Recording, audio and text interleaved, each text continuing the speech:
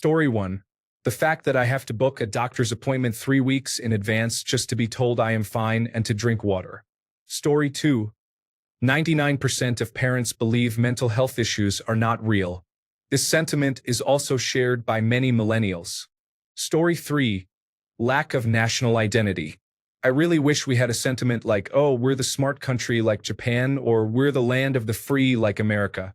Before the Ukraine war, people would say, oh, you guys are like Russians.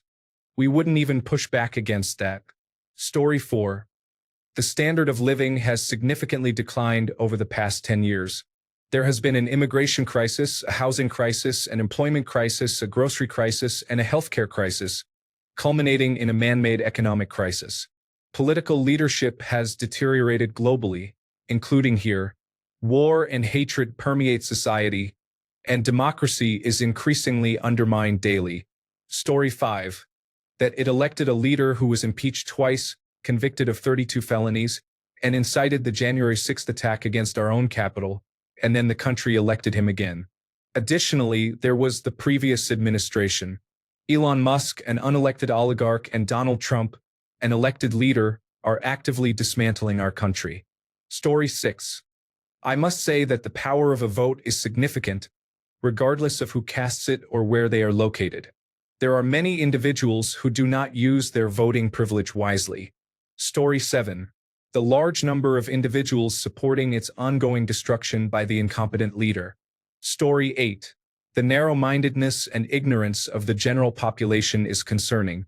People often complain about how the country is run and how much better society used to be, all while engaging in behaviors that harm their own interests. Citizens continuously vote against the political parties that genuinely try to serve and benefit them. They allow media propaganda to influence them, sowing division among the working classes.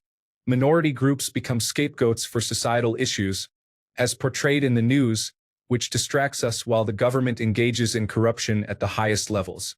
I am consistently appalled and disappointed by the voting choices of people in my country.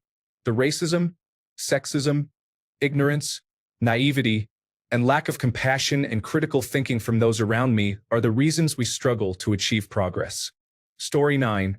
Trump is not going to make America great again by bullying and taxing our allies and trading partners, flirting with white supremacists and fascists, and weaponizing the government against anyone who disagrees or prevents his administration from committing illegal and unconstitutional actions. This will accelerate our decline, further erode trust in our institutions, and isolate us. America was in a unique position after World War II that enabled the golden age that baby boomers and Generation X reminisce about.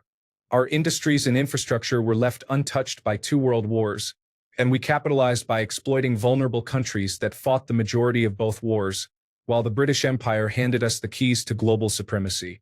The world will simply move on and leave us behind. Story 10. Housing prices are the biggest concern on my mind for years.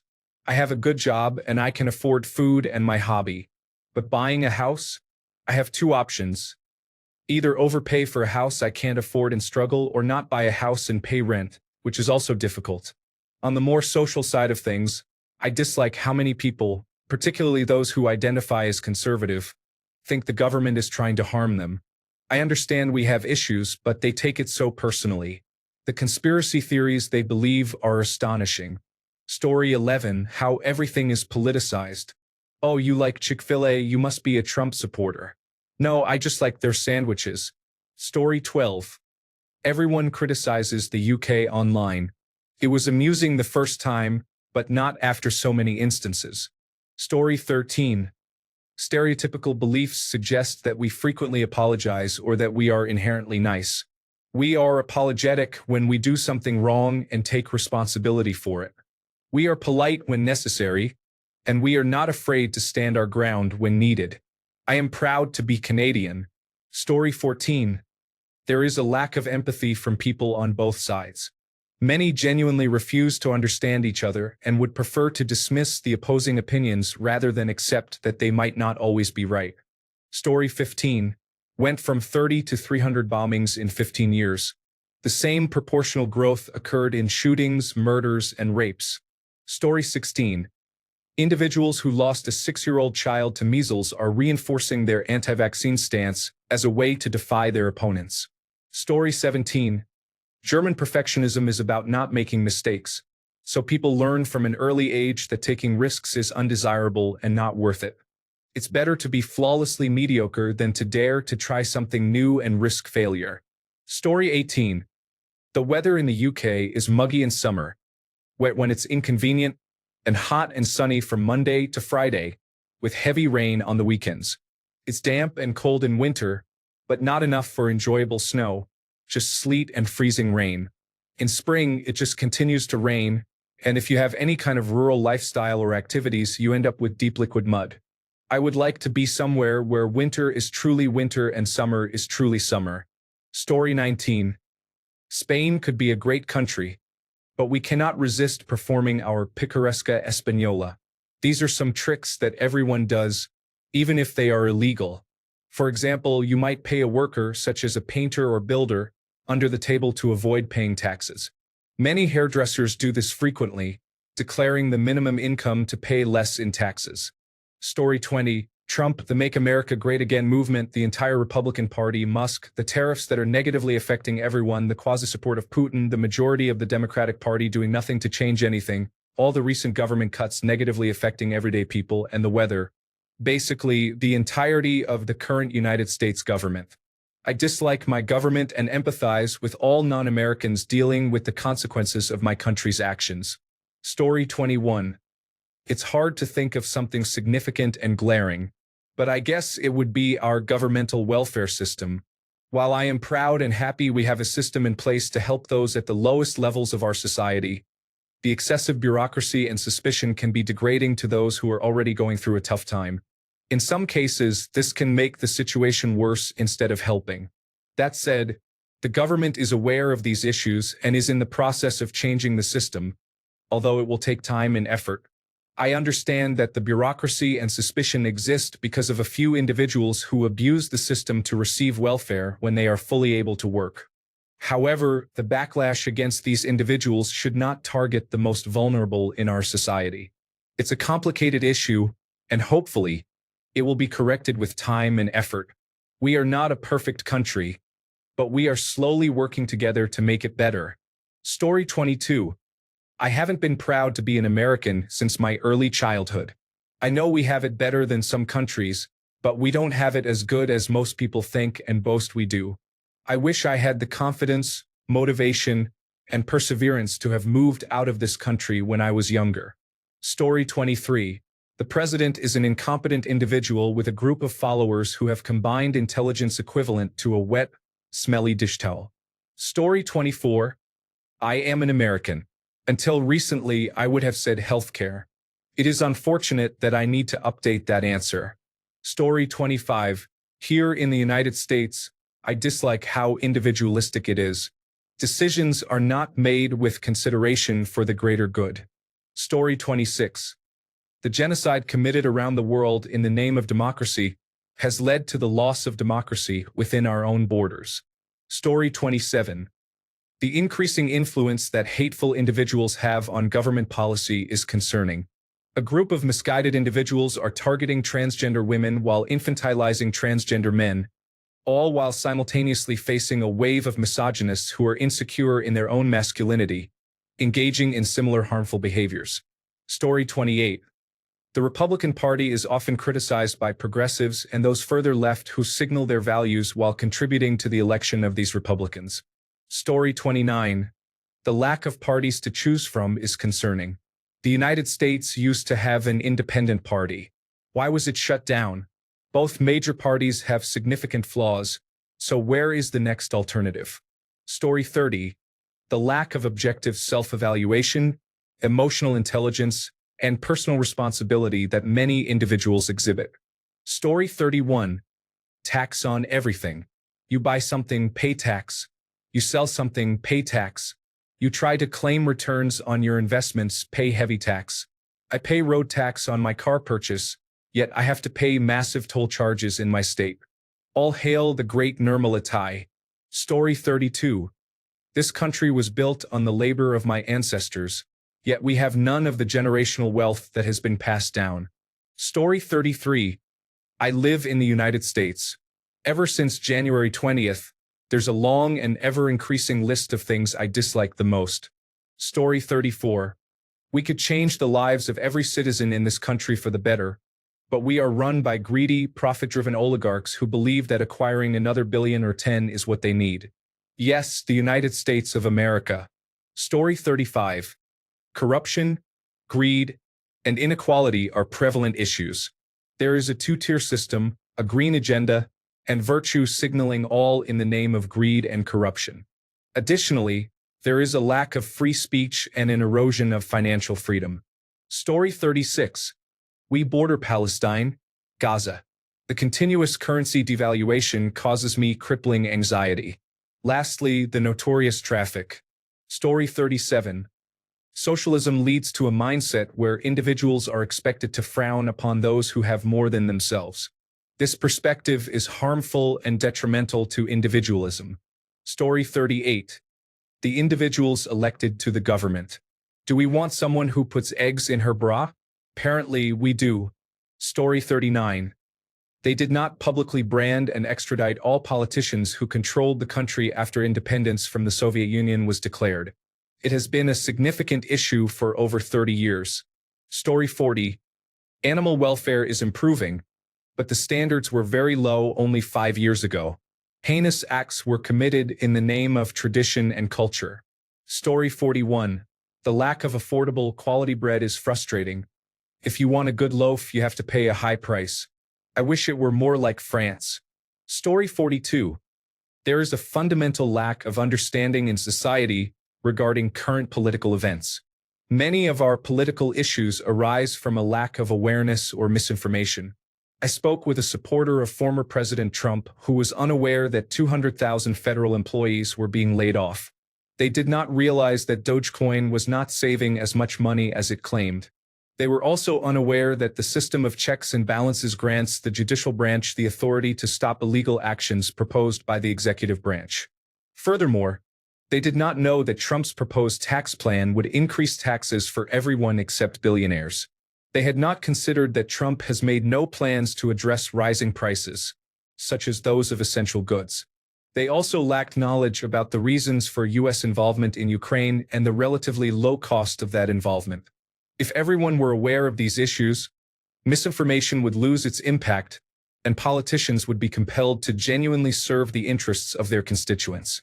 However, because people lack this knowledge, there is little motivation for change.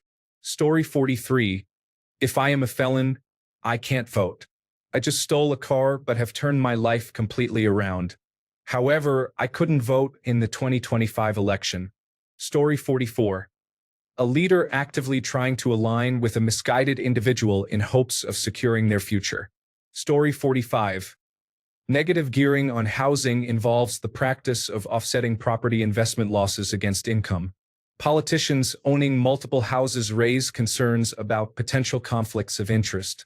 There are policies in place that keep energy prices high while wages remain low, often influenced by the interests of the mining sector. Story 46. People do not understand how the political process works. Because of this lack of understanding, they continue to take the same actions instead of pursuing effective solutions to fix the problem. This perpetuates a cycle of ongoing issues until the situation escalates. Story 47. The colonial state that occupies the land next to us, as well as parts of our own territory. Story 48. The fact that we have a 34-time convicted felon as our aspiring commander-in-chief, along with a foreign national who came to the United States and remained here illegally by not attending school while on a student visa, is concerning. Now, he is being rewarded with millions of dollars daily from our government. Only in the United States would these scenarios occur. Story 49. I am from the Netherlands and I find my country too crowded with many people. However, we just have to make the best of it. Story 50. The United States needs serious leaders who care about regular people, not just billionaires. Unfortunately, a majority of voting citizens chose a compulsive liar and narcissist who sidesteps the Constitution, and now we have to deal with that. Story 51. All of the jobs are in two main population centers, both of which have extremely high rents and costs of living, while housing is being built at a very slow pace. Salaries have not kept up, so people are forced to pay more than half of their salary just in rent to live somewhat close to the city, let alone within it. We are also mishandling every public transit project imaginable, a result of not meaningfully investing in public transit for about 40 years. The quality of life here is simply not worth the cost, and for that reason, I am looking to leave. Story 52. How the country depends on household debt to boost the economy while younger generations are left behind. Story 53. How divided it has become. The difference between the wealthy and the underprivileged, specifically the top 0.01% and everyone else. How unsafe it is for my wife in a deeply conservative state. I could explain further, but I think it is understood. Can I add some positives? This is still a land of opportunity. It is why we are in some of the difficulties we face as a nation. People are, by and large, still willing to help their neighbors. A smile still carries weight. Story 54. Two issues stand out. First, regular individuals must compete with private equity firms to purchase their homes. Second, our healthcare system is burdened by unnecessary intermediaries, such as health insurance companies, instead of adopting a single-payer model. Story 55. Our voting habits. Catholic voters tend to align with one party, while Protestant voters typically support another. Voters over the age of 30 often base their choices on these criteria rather than considering who is the most suitable candidate. Story 56. It is a long way to travel to Europe or most other countries, making it expensive. Additionally, I suffer from travel sickness, so 23 hours on a plane from Australia to London is quite challenging. Story 57. I don't like that we use the euro as a currency because we cannot actively control monetary policy. Story 58. The people. In all fairness, that also applies to the people of all the countries I am not from. I do not discriminate. Story 59. They listen to the World Economic Forum to flood the country with immigrants, while actual citizens can barely afford rent or food. Story 60. The ignorance of the citizens is alarming. We gain most of our political knowledge from a single chosen news outlet, which caters to one perspective. We refuse to think for ourselves, and when faced with challenges, we persist in voting for the same ineffective political parties, using the flawed lesser of two evils argument despite the clear record of the damage they have caused. Do we dare reflect on what we are doing to ourselves, our neighbors, or our country? Unfortunately, many do not. As a result, there is massive infighting, widespread hatred, a proliferation of false information, bigotry on all sides, ignorance at every turn, deliberate hypocrisy, and a decline in genuine freedom. We are experiencing the consequences of our choices. Story 61. Australia. I believe we have sold our mineral wealth cheaply to large multinational companies that pay little tax and have both major political parties in their pockets. Meanwhile, domestic consumers are paying the highest gas prices in the world. Story 62. I dislike that we never moved past the Civil War. It has created generational trauma and serves as a crutch for many people. Additionally, we are often misled by corrupt politicians. Story 63. The United Kingdom. I dislike that people seem to work very hard to find a negative perspective on everything. Any excuse for pessimism, and my fellow citizens will seize it. I acknowledge there is a certain irony in this post. Story 64. Our continuous borrowing of money since the start of our rebellion has led us to live on borrowed funds that are often misused. Many people do not study history, and some are excessively prideful about their limited knowledge of our country's past. This mindset contributed to the rise of the far right in the 2010s, which allowed some extremists to gain seats in parliament. Additionally, I am frustrated by the influence of religious extremists that hold our country back with their ignorance. One of our ministries is the Ministry of Education and Religious Affairs. Our school curriculum often includes indoctrination into the Orthodox faith. These extremists and fascists long for the military junta era from 1967 to 1974 and would love to turn Greece into a religious dictatorship. There is a complete disregard for scientific disciplines related to history, archaeology, health, and science.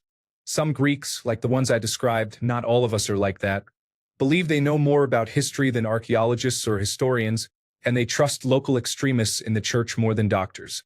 Unfortunately, many foreigners propagate falsehoods about our history and consider science to be satanic. This issue is exacerbated by a significant presence of philologists in public education. Story 65, Malta here. I have a love-hate relationship with the people. They can be very warm and friendly, possessing generally great values, but often lack critical thought and empathy for others. This can be frustrating and makes me want to shake them sometimes. It is difficult to change people who act on instinct rather than intellectually. Story 66. Crime rates, drugs, and corruption characterize much of Latin America, so the hint is soccer. Story 67. Our political system, from the top to the bottom, is a complete nightmare and a total disaster. Story 68. The cost of living in Canada is a concern. I believe there is a generation that may not be born simply because couples feel they cannot afford it. Demographics shape our future. Story 69. Some negative values and habits, such as the practice of severely punishing children under the guise of discipline, restrict freedom and demonstrate ignorance about issues like sexual orientation and religion.